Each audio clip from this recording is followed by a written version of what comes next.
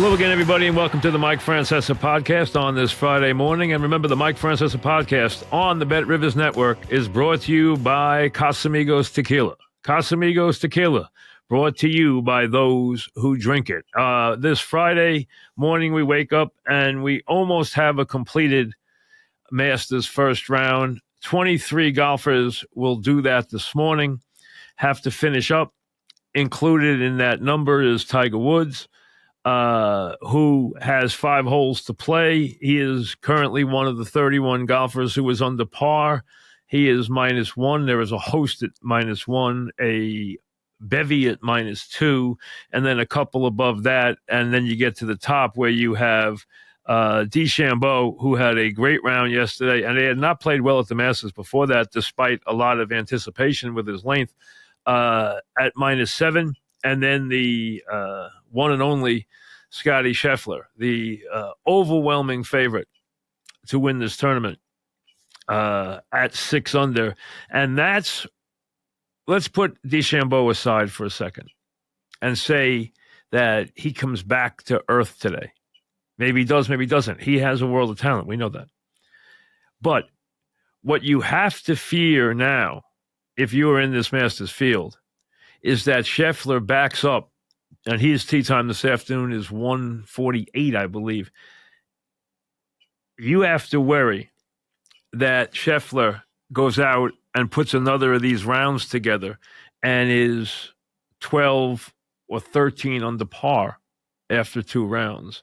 Because if you're someone who finds himself even a stroke or two under par, playing okay golf, even putting together a couple of decent rounds, you're not catching him. That's all there is to it. I mean, so really, he has a chance, the way he is playing golf and the way he has played golf this year, to distance himself from everybody this side of just a handful of golfers.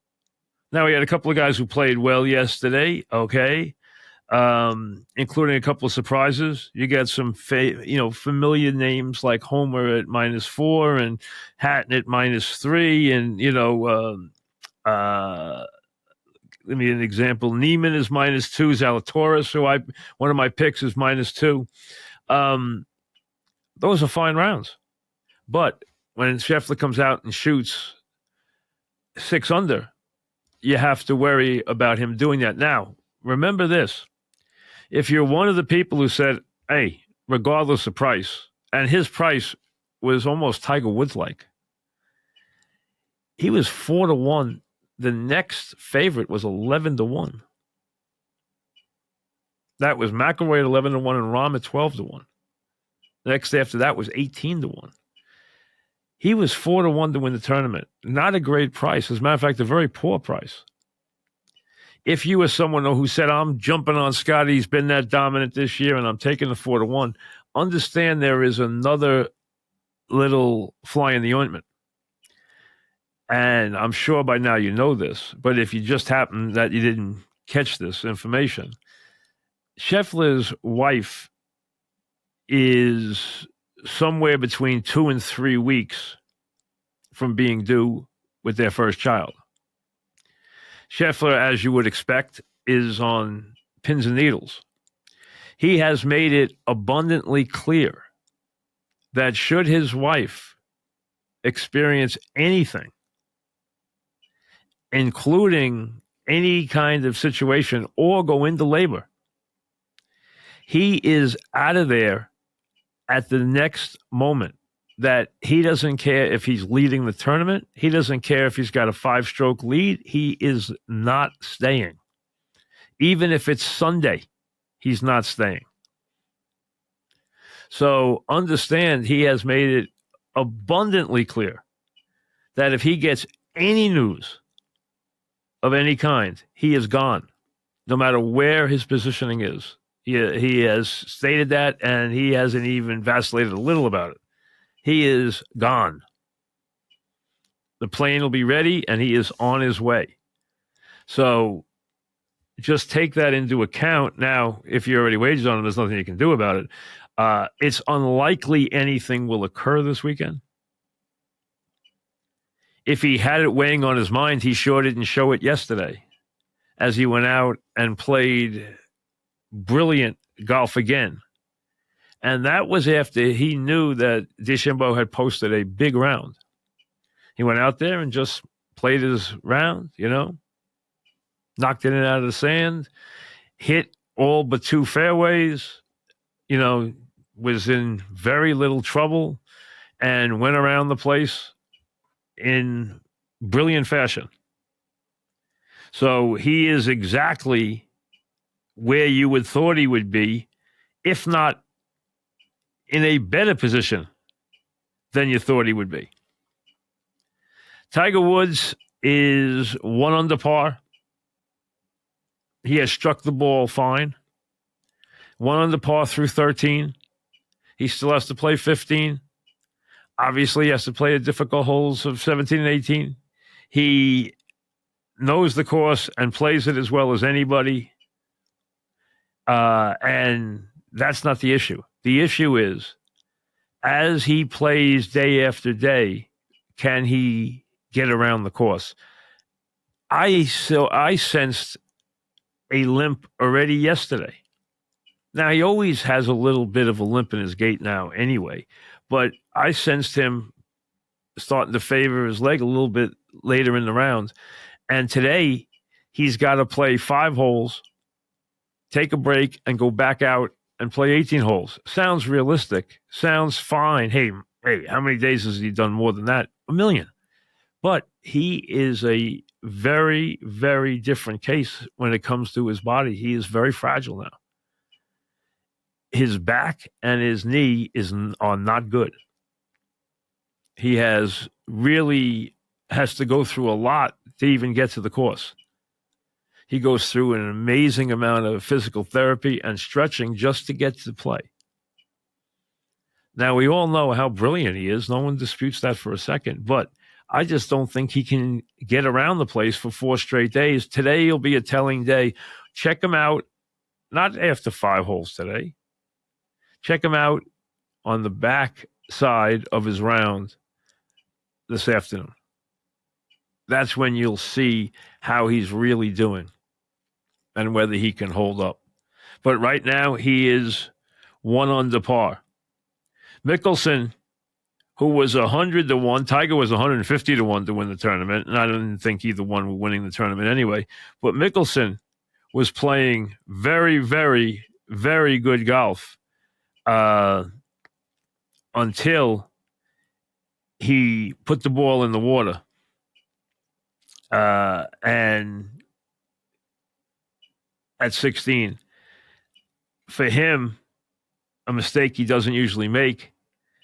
He bogeyed 16, he bogeyed 17, and finished 1 over par. Otherwise, he came in under par on his round. And again, remember, no matter how Phil's playing, he seems to always play better at the Masters. He just loves the course. He fits the course. He loves the course.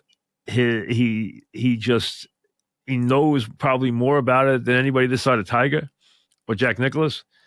And +1 was a round that put you right in the middle yesterday. But he easily could have had better, and he was very unhappy because he bogeyed 16 and 17.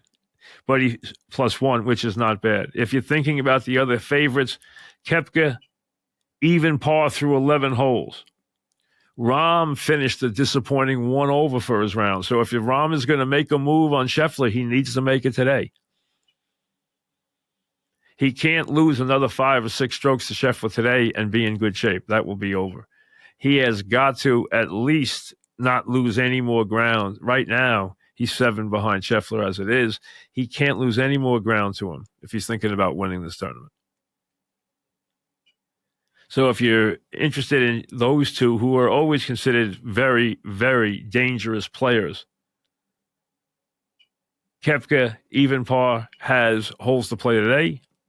And Rahm finished his round, but at 1 over par, which is disappointing for him. Like we said, there's 31 golfers under par.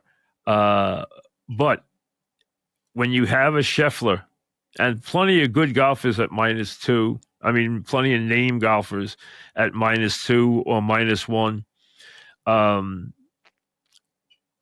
I picked Zalatoris. He's -2. I picked Hovland. He's -1. He was -4, and then he double bogeyed and wound up losing one more stroke, and he finished -1 for the day. Disappointing considering he was on the board at -4 earlier. Wyndham Clark got up and was on the board and then put the ball in the water and wound up, I believe, right around even par. A lot of people liked him this week. Think he finished the day at even par, which was disappointing. +1, as a matter of fact, even more disappointing considering he was on the board mid-round at -3 and looked like he was on his way. So again, today we kind of take shape. We get rid of the people who had bad rounds. And getting to that, if you yesterday are thinking of winning this tournament and put up a +3 or +4, if you don't shoot a real low number today, you're in big trouble the way Scheffler got off. And let's not take anything away from DeChambeau, who's sitting there at -7. I would put those at the +2s or better. Of the big names, the guys there are Spieth, double bogeyed the first hole. He's +2.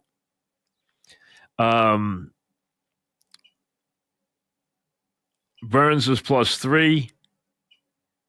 Matsuyama, a lot of people picked Matsuyama. Matsuyama finished +4. He's going to have trouble making the cut. He's right now 75th out of 80-something golfers. So he is at +4 in one of the worst rounds of the day.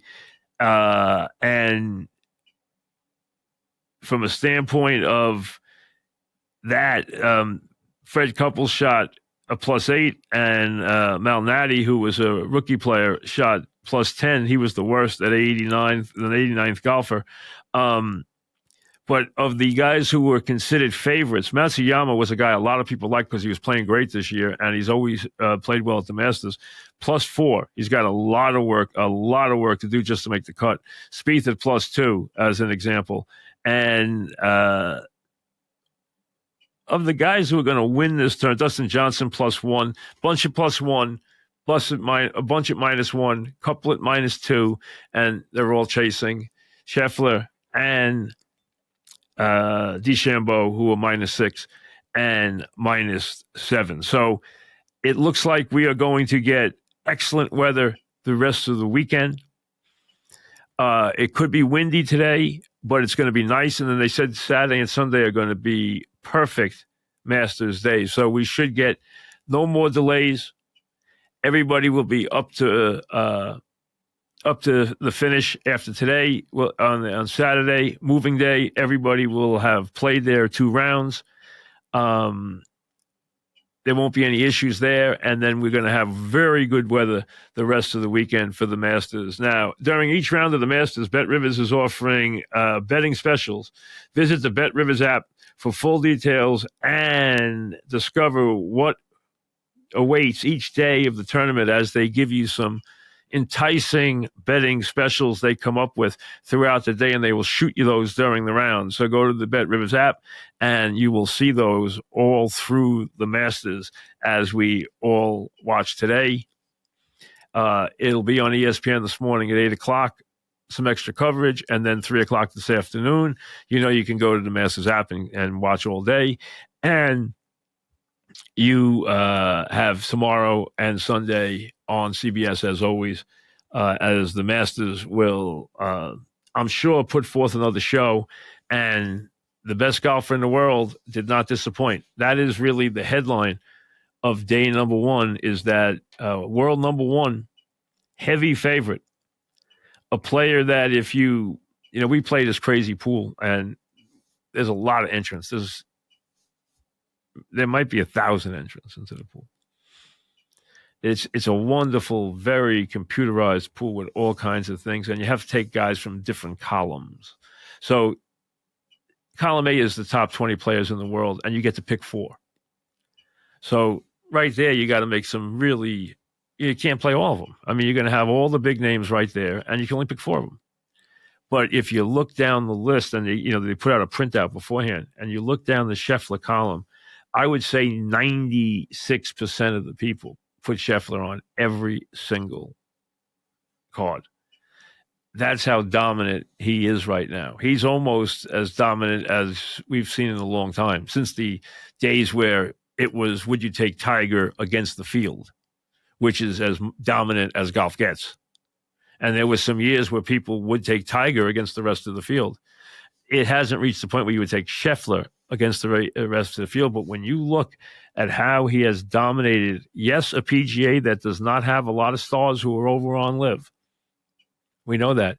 He still is playing dominant golf. And when he faced the full field at the Masters, he faced every one of the top 50 players in the world.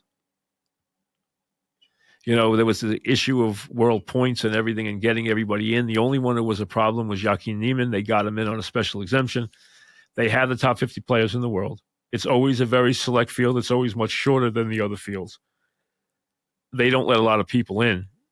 It's an invitation or based on performance. The top 50, though, is supposed to be there, and they all are. So you're facing a great field with the top 50 players in the world, all accounted for.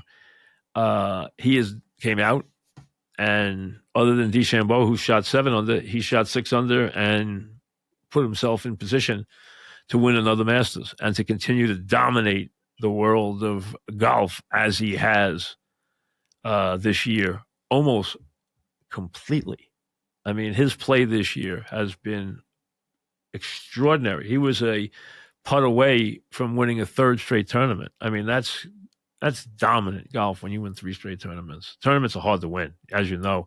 And when you win Arnie and then turn around and win the Players and have that kind of performance, I mean, that's special golf. And he is playing that, and it looks like he would like to stamp the Masters on his way to maybe making a big run at a tremendous year this season. Now, he's going to have this child here. How that impacts his schedule, leading up to the U.S. Open and everything else, we'll have to wait and see. But, PGA, U.S. Open, everything that's going on in the next couple of months, it'll be interesting to see. Very interesting to see, as a matter of fact. So, Scheffler is the story of day one. Tiger, as always, the Tiger Watch is on. Everyone is always hoping that he can somehow find his way to the leaderboard on Saturday and Sunday. So far, 1 under par. It's looked okay. And he's got 5 holes to finish this morning and then Players 18 this afternoon. We are getting closer to the NBA playoffs, which are right around the corner. The Stanley Cups playoffs right around the corner. And there's a lot of anticipation here in New York, and there should be, especially with the play of the Knicks and the Rangers. But the draft is also closing in quickly, and the intrigue and the buzz that is surrounding the top of this draft it just intensifies by the day. I mean, we all talk to people before the draft. We all get into the draft. We all like all these different rumors about the top of the draft. That intrigue dies after the first 10 picks, but it's interesting. And this year, it's fascinating because you have these 4 quarterbacks, and you're including the Michigan quarterback now in that group because clearly rumors have illustrated that he is in that group.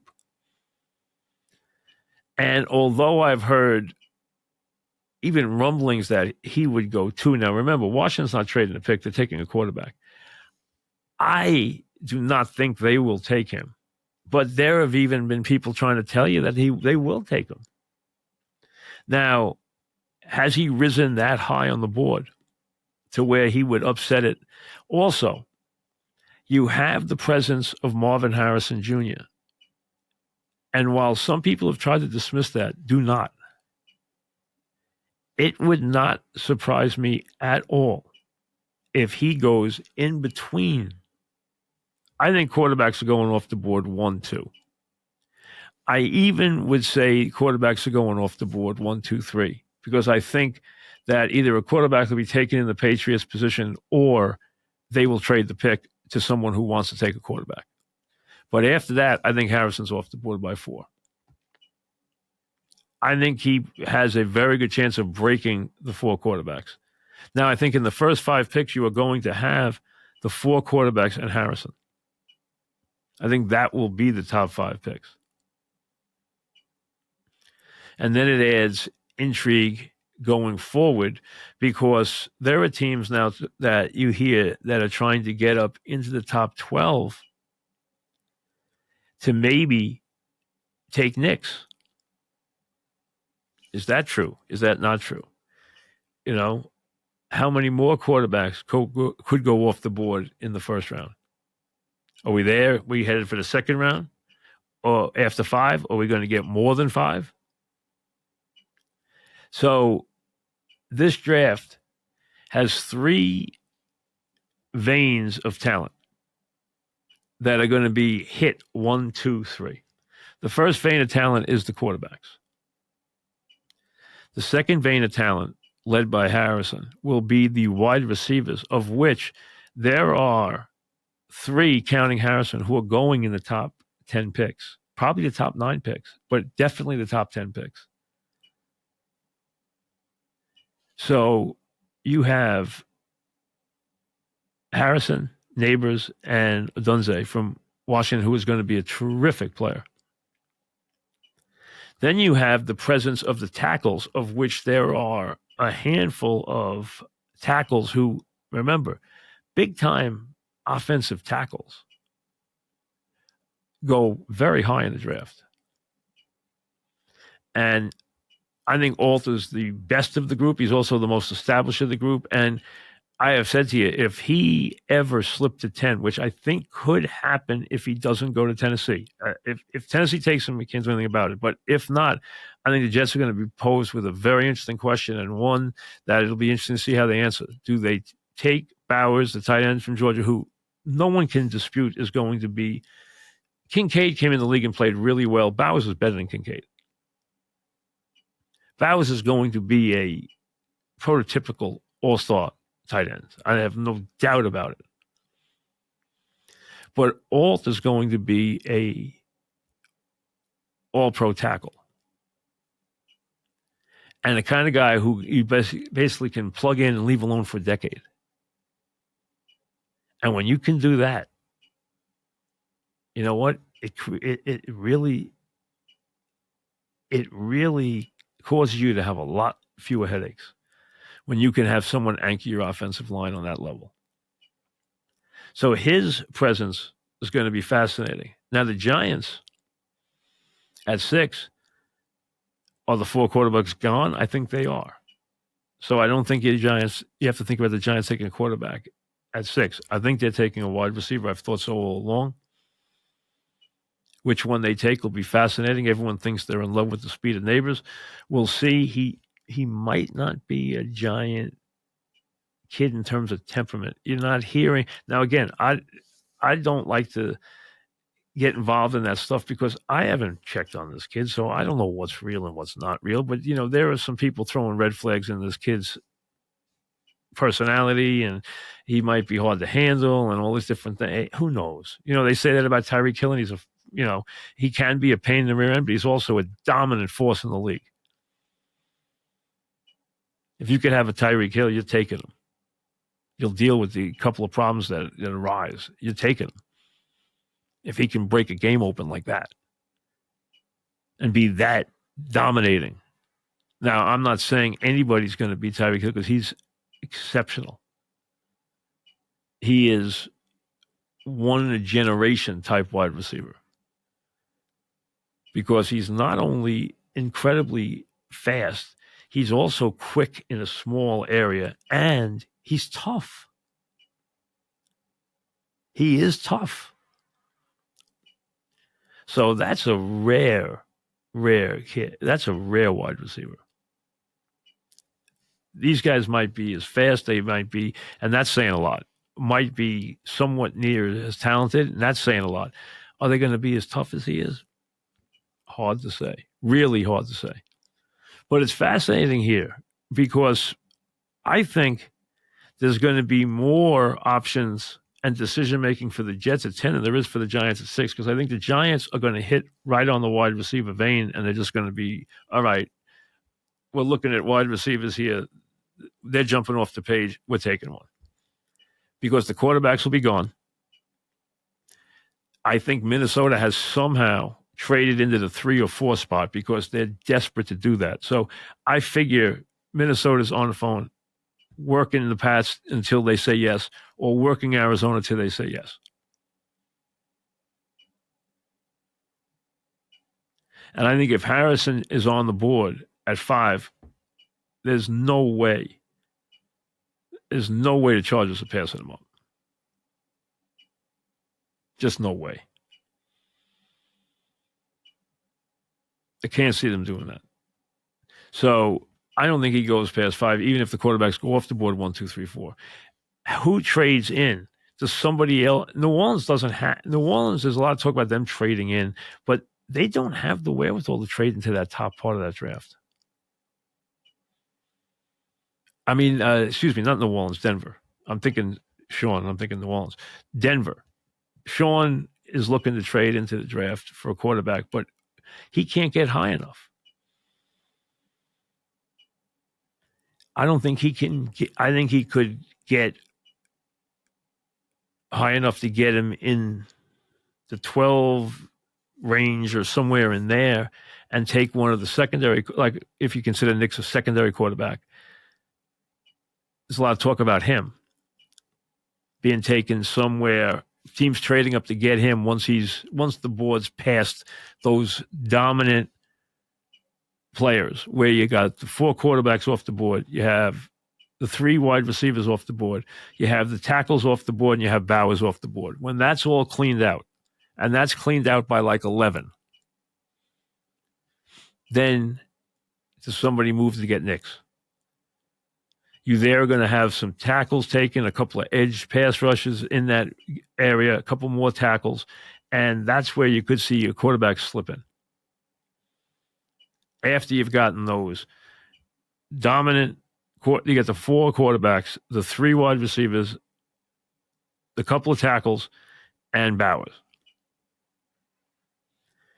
There's talk that Atlanta might take a defensive player there. I think Atlanta, if Dunze's on the board, I would take him.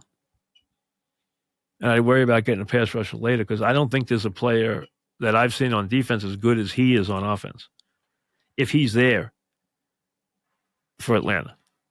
So that'll be interesting too. And Tennessee will impact the Jet draft because if they don't take Alt, then what do the Jets do at 10? Take Alt to Bowers.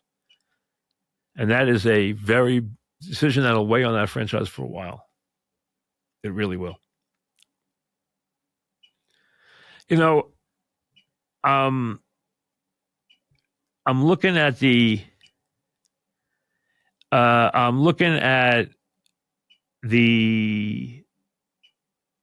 Ohtani story as it unfolds. And I don't know how accurate the reporting is because it differs in a couple of places. Obviously, you got to understand that Major League Baseball is circling the wagons to protect their player here. There's no question. But explain to me a couple of things that are being reported here. Number one, how could a guy who is an interpreter, who is on a limited salary, be allowed to wager? No bookmaker would ever allow a guy who did not have serious resources wager the type of figures that are being discussed with the wagering. The wagering being discussed is phenomenally high. The size of the bets, there's no way anybody would take those bets in their right mind if they didn't know that was being backed up by real money, by money they could count on and touch. Now, could the translator have gone to the bookmaker and said, hey, listen, I got the Ohtani money behind me? And could he have proved that by paying off one large wager? If that happened, the guy might let him bet again. But I can't see him letting him run up a debt on the kind of wages they are saying were bet. I mean, you're talking about incredible amounts of money. Then you're getting reports that the translator was now some kind of mastermind who not only kept Ohtani in the dark, but was able to change the numbers. I actually read this, change the numbers on the accounts. How is that possible? Unless he had inside help from inside the banks. And now you're talking about a huge crime with embezzlement and everything else, where they had inside help. Because how are you telling me he was able to change the numbers on the accounts so that the money that was being taken out of the account didn't show up for Ohtani? Now, listen, Ohtani, I am sure, did not leave, $20 or $30 million in a checking account. Because if he did, his financial advisors should be shot. Why would you do that? Nobody does that. You put the money in accounts that you are able to touch if you want and transfer if you want and are liquid if you want, but you're still putting them in accounts that are making good amounts of money when you're talking about that kind of money. It doesn't make any sense of money management. You're telling me Ohtani didn't have any financial advisors? And then his financial advisors did not know this was going on. And Ohtani now did not know this was going on because the guy changed the numbers on the accounts. How did he do that? Again, if you've ever dealt with a bank, and I'm sure you all have, or you've ever sent a wire transfer, you know what has to be done to send one.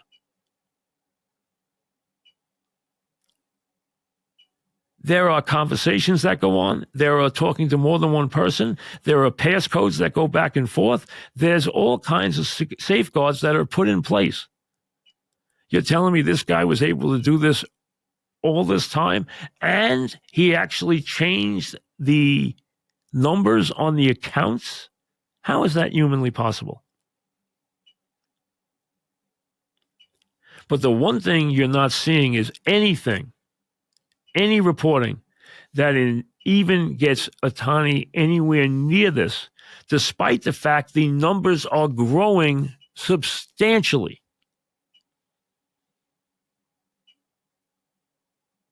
The numbers are getting larger, but you're hearing Ohtani knew nothing about it. It just doesn't all add up. I am not accusing Ohtani of doing anything. I don't know anything about what went on.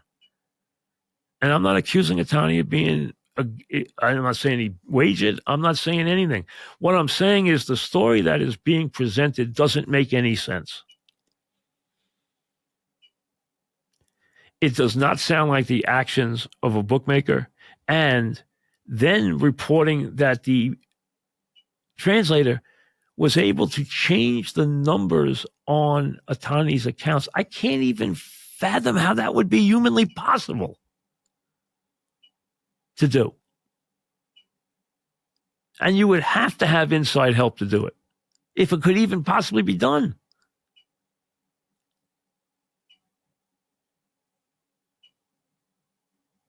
And I'm sure Ohtani has people who were handling his money. Were they involved? Was there a money guy involved in this? Was there a middleman involved in this? Was there a guy Ohtani allowed to manage his money that was involved in this? Or you're telling me he gave complete carte blanche to his interpreter? So he gave his interpreter complete access to all his money Doesn't make any sense. So as they present this story, it doesn't add up. I'm not saying what the story is because I don't know what the story is. And I am not indicting Ohtani in any way. But baseball will go and bend over backwards to try to protect this player. That I have no doubt. And remember, the first story that came out had Ohtani involved. The second story, Ohtani was out. Knew nothing about anything. After the first story that he was involved and he knew about the money, which makes a lot more sense in the handling of finances from a standpoint of the wages being okayed by Ohtani, because otherwise, how could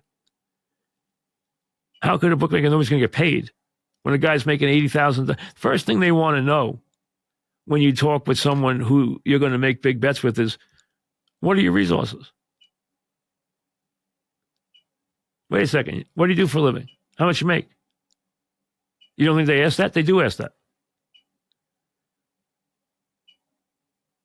They know how you present yourself. They see how you dress. They see what kind of car you drive. They know what your job is. They know who you are. You're a translator. You think he's making as a translator $9 or $10 million a year? And then the story comes out that he was able to change the numbers on the account. What? How would you do that? I've never even heard of anybody doing that.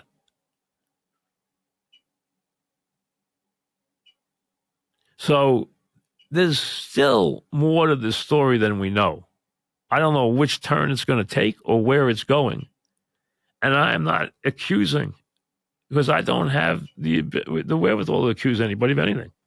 I don't know anything about this case. But what's being presented as fact is very hard to digest. It really is. It doesn't make a whole lot of sense.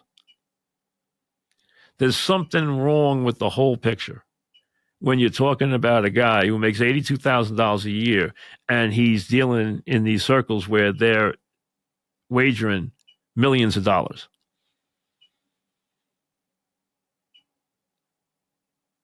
Something's fishy.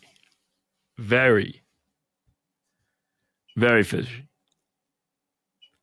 Now, as we open up a weekend series and the Yankees hit the road and the Mets come home, the Yankees obviously playing very, very good baseball. Off to one of their faster starts in a long time. You've already seen the shift that everybody has hoped for. And listen, I don't think it was premature. I didn't mind if they waited a little longer till they did it. The Yankees have been hurting for a leadoff hitter for a while. Now, if Volpe is going to play like this, if he is going to use the whole field, cut down on his strikeouts, take walks, and be a far more discerning hitter, then with his speed and power and youth and everything else, he's a perfect leadoff hitter. Volpe 1, Soto 2, Judge 3 is terrific. Now, Volpe's hitting.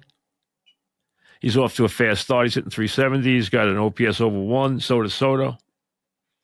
He's hitting. He take walks. Soto has a philosophy that you have to understand will not be broken. You will see him in big spots, home run spots, drive in the run spots, win the game spots.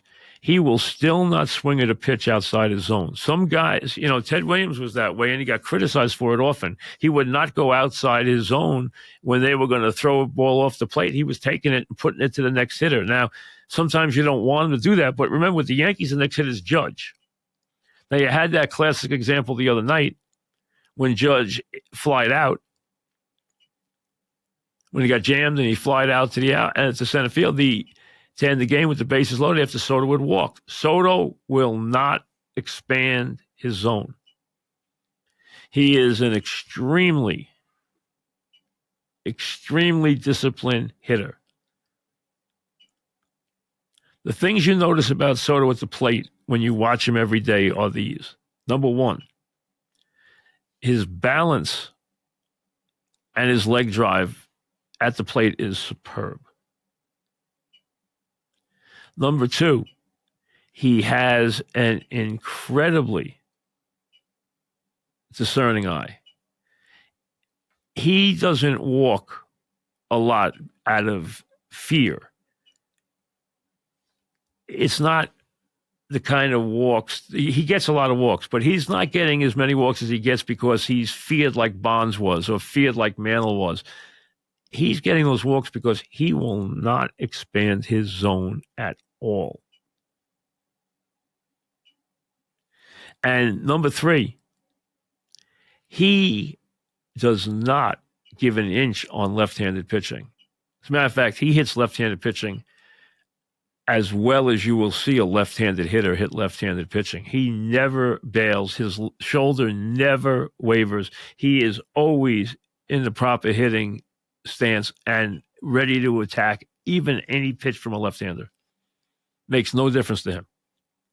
And that's very, very rare for a left-handed hitter to not have any weakness against left-handed pitching. And he does not.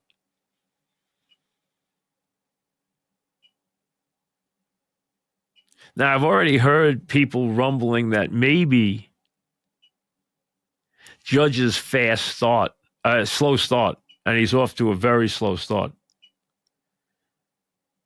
is the product of him trying to settle in with having another superstar in the lineup. It's been Judge and Judge alone when, if Judge didn't hit, the Yankees didn't win. Judge was the guy. He was the only guy who was on that level with this team. I mean, Stanton was a slugger. Rizzo is a good player. They were not anywhere near Judge's league. Now Judge has a guy in the lineup who is on his level. Has Judge been somehow hampered in trying to perform around Soto? I don't buy it. I know people feel that way, that maybe it's that it's been an adjustment for him. I don't buy it. If anything, I think it will help him. Now, remember, Soto's in front of Judge, which is going to help Soto get a lot better pitches to hit. You go back to 61. Mantle got off to a torrid start. Maris, the year before, had come to the Yankees. He had beaten Mantle by a vote in the MVP. Mantle hit 40 homers. Roger, though, had a better season. He did have a better season. And Roger finished first in the MVP voting. At the start of the season, Mantle was batting third and Roger was batting fourth. Roger got off to a slow start. They called him in and said, we're going to flip-flop.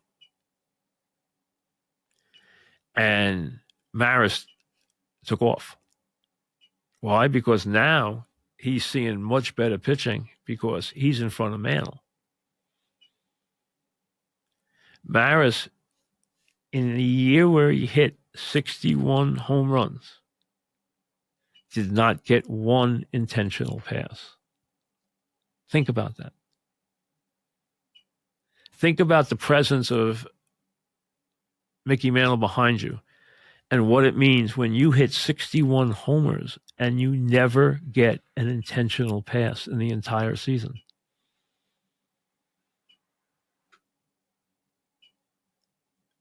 which is hard to fathom. Really is. I don't remember how many walks Roger Maris had that. You'd have to look it up. But batting in front of Mantle, who wound up hitting 54 home runs and hit 317, and I think he knocked in 132 runs, 128 runs, 132 sticks in my mind, but it might have been 128. Just shows you what can happen in the lineup that way. Now, I don't think the Yankees, I wonder if it's been debated a little bit. Hey, how about if we flip Judge and Soto for a couple of days just to get Judge started and see if Judge sees some better pitching because Soto bats behind him? But I don't think they'll do that because now you got a righty batting first. You want Soto batting second. Soto's on base is always going to be higher than Judge's. Put Judge third. Judge should hit more homers than Soto, so put him third and go from there. They'll be fine. It's just that, hey, the weather's been very cold. It has not been conducive to hitting. You got guys that are off the slow start. Some guys are usually off the. Now, Judge has not one of them, but Judge has not, he's had his moments. He's hit the ball okay. He had the home run, the double in the game in Arizona. He just hasn't gotten going yet. He's got a 178 batting average, a 745 OPS. Those are not Judge numbers, clearly. Do I believe he's somehow being, standoffish or just trying to learn to live with the specter of Soto? I don't buy it. I don't think it's. I'll look for that. I don't think it's a crazy thing to bring up, but I don't think it's true.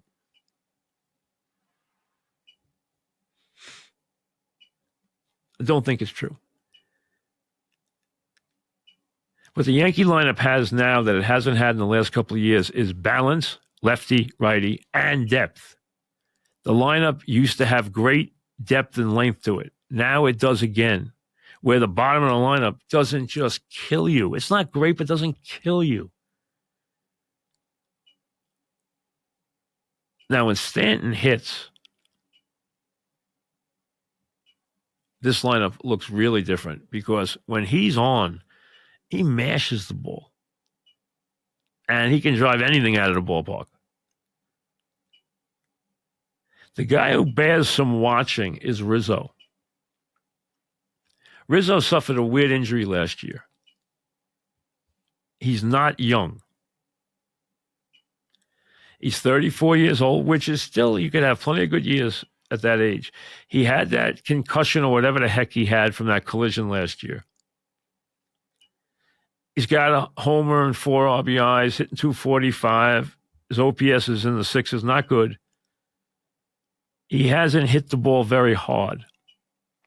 But what concerns me more is how bad his defense has been. Rizzo's always been a terrific fielder. His fielding has really been shaky. And that was a given with him, that he's going to make every play and make every scoop and be that kind of player around the bag. He has looked shaky on defense, which would be a little bit of an alarm for me to watch whether or not he can be that everyday player. Now, you know how close he is to Judge. He and Judge are inseparable. And he's your first baseman. But there's nothing wrong with figuring out who gets the extra days at first base.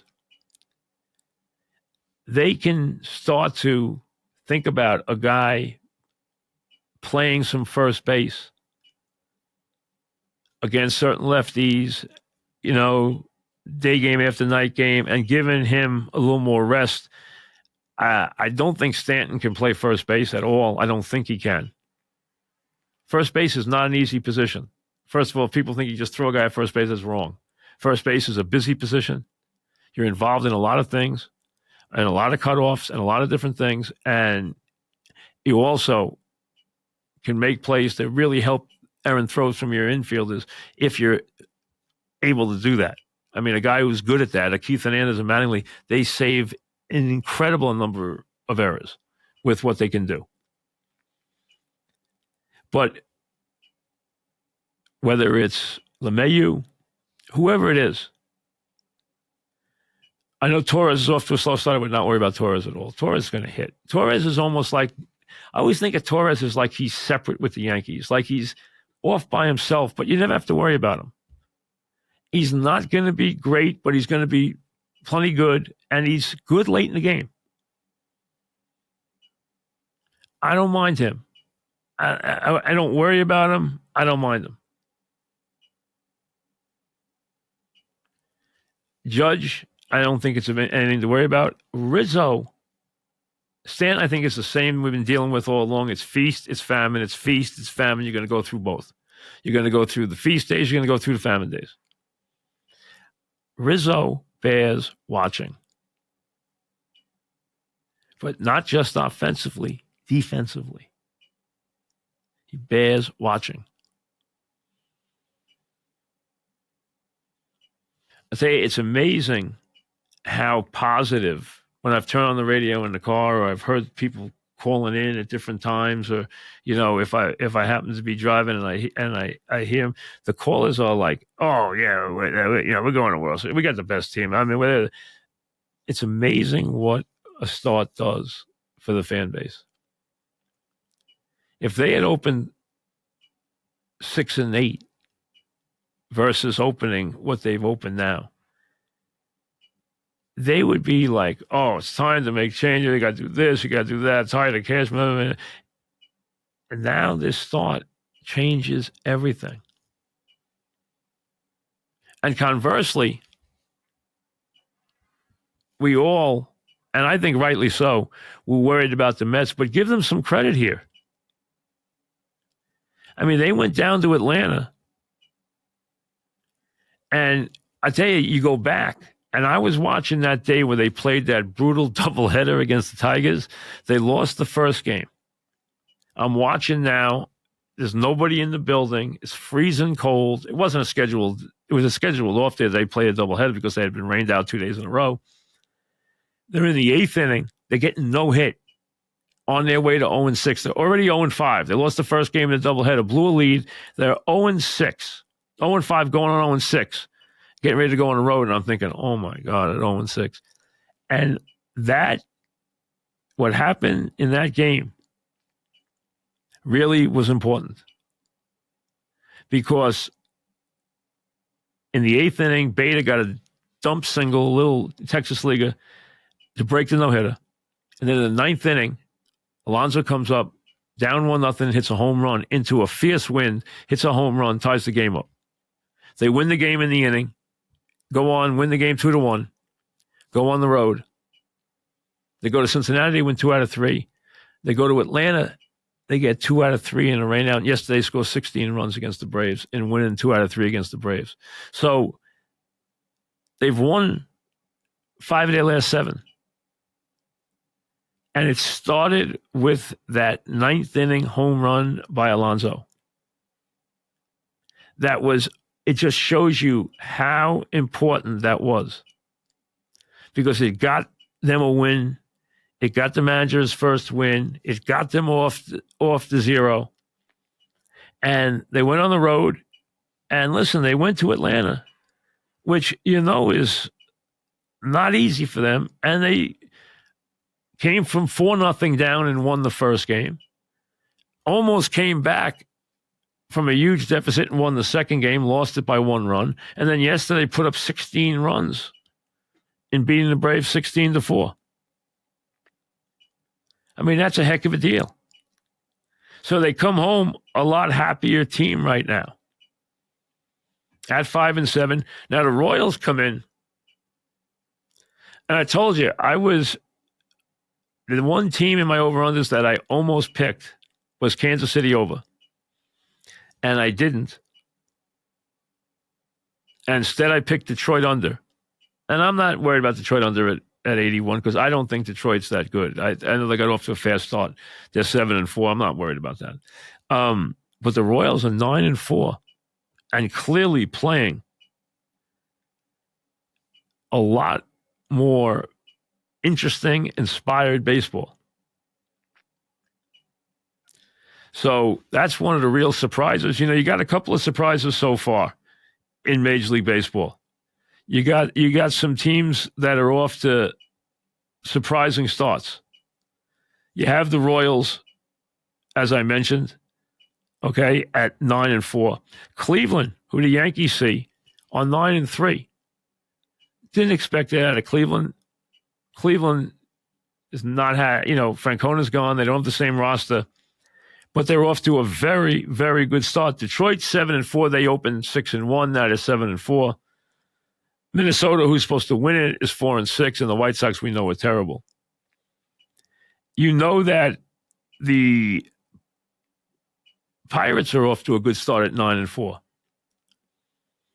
Brewers being 8-3 doesn't surprise me. I took them as an over. I thought they were a team that was going to be pretty good this year. I thought that roster was pretty good. I thought they were being underrated. I thought they were a winning team. I really do. The Dodgers are where you expect them to be. Atlanta is 7-4, which you wouldn't worry about. And the Yankees, of course, are 10-3. So, but Kansas City's off to a fast start. And the Pirates are off to a fast start. And conversely, if you're looking for a team, obviously that team that everyone is discussing is the Houston Astros, who are 4-10.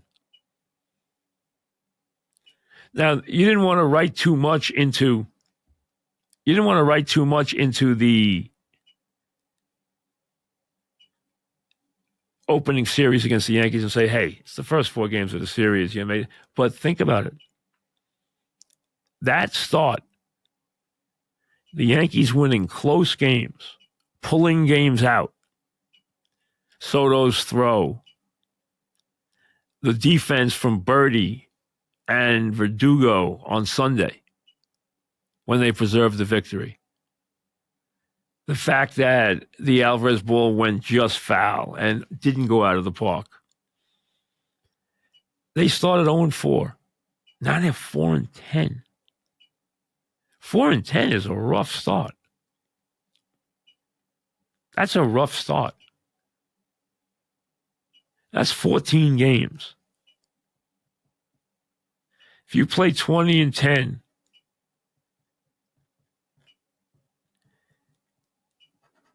the next 30 games, that's a great month if you win 20 games. It would take that to pull them out of the doldrums. If they play 500 for a month, they're going to go into June or late May. Everyone says the Memorial Day is the first time to look. Are they 500 by Memorial Day? Right now, they're 6 games under. What you try to do is pick up a game a week. But that's a bad start.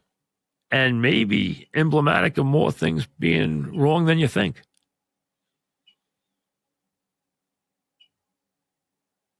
So the Mets have gotten off the deathbed. It started with that Alonso home run in Game 6 against the Tigers. The Yankees are waiting for the Judge to arrive to see what that offense looks like when Judge and Soto et al. Are all going together. So Masters coverage begins 8 o'clock in the morning this morning, and then 3 o'clock this afternoon, and everyone will have caught up and played 2 rounds. And the theme of day 2 is, does Scheffler run and hide? Does the number 1 player who got off with a great 6 under round, does he run and hide in day 2? We'll see you later.